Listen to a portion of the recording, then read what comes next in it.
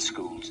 Muslim organisations have said protecting child welfare is a priority, but they've expressed concern about the government interfering in the independence of religious institutions. Here's our education editor, Bramwell Jeffries. Late afternoon and 500 children arrive at one of Preston's largest madrasas. They're here for after-school classes, an everyday part of growing up for many Muslim children. So you can tell me, what is a community, beta? You're going to tell me? They're here to learn how to be good Muslims and learn to recite and read the Quran.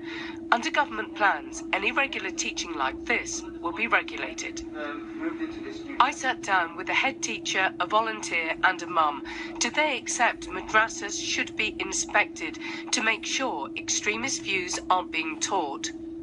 We don't see any contradiction whatsoever between Islamic values and British values, and that's why in our madrasa we started to say it's shared values. The madrasas, on the contrary, are making the positive changes to the life of many Muslims in understanding the mainstream Islam.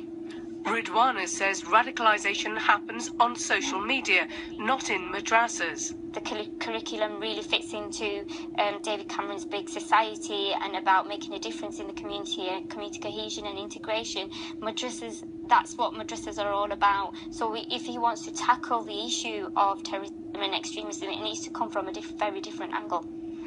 Fatha, good girl.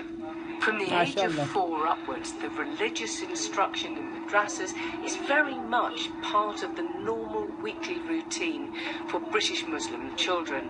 So madrasas have a core role in shaping their perception of the world and their place in society.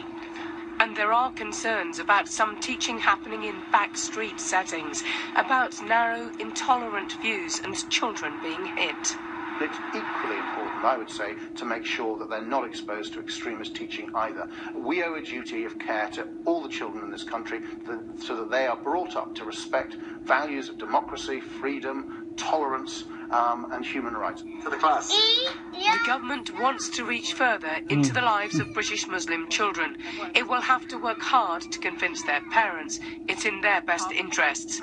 Bramwell Jeffries, BBC News.